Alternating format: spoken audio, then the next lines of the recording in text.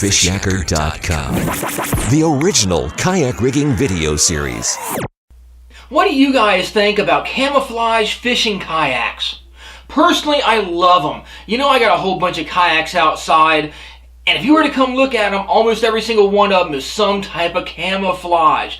A lot of your major sit-on-top rotomolded kayak manufacturers started playing around with different multicolor camouflage colors between 10 and 15 years ago. At the time, only a couple of manufacturers were doing it, and most of them were your earth tones, your classical camos, your browns and your olives and things like that. But now, as we all know, pretty much every major manufacturer of a sit-on-top kayak and sit sides, especially those that are designing them for fishing, not just the recreational market, have different types of camouflage patterns, and they're not just your classical browns and greens, but a whole lot of like neon greens and orange, you name it, blue camos. There's a whole bunch of really cool colors out there. I love them. It makes your kayak more unique because no two camouflage patterns are going to be the same because of the way they're basically the cups of plastic are poured into the molds. So it's really unique. Each one almost is, like, to me, a work of art.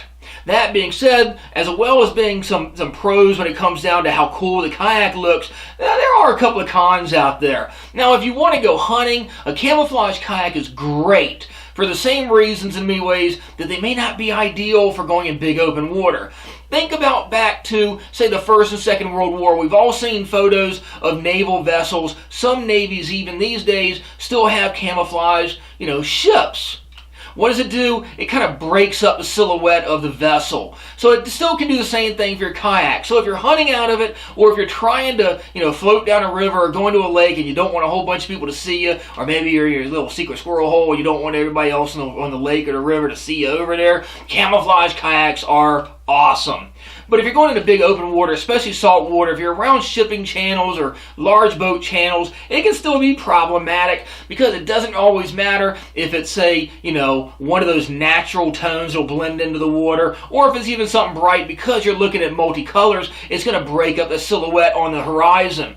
So if it's, say, obviously if it's like a blue or a green or a white, it can really blend in, with the tone of the water, white caps, you name it. But even the brighter colors, it can look like, I don't know, some debris floating on the horizon. So in many ways, if you're going to use a camouflage kayak, you might not want to use it in big open water. That being said, maybe I'm a fool. I do it, unfortunately. I mean, I've got a whole bunch of different kayaks, but the ones that I use in my big open water are either single tones or a really bright camo. But it might not always be the best choice, especially if you're in a really busy waterway.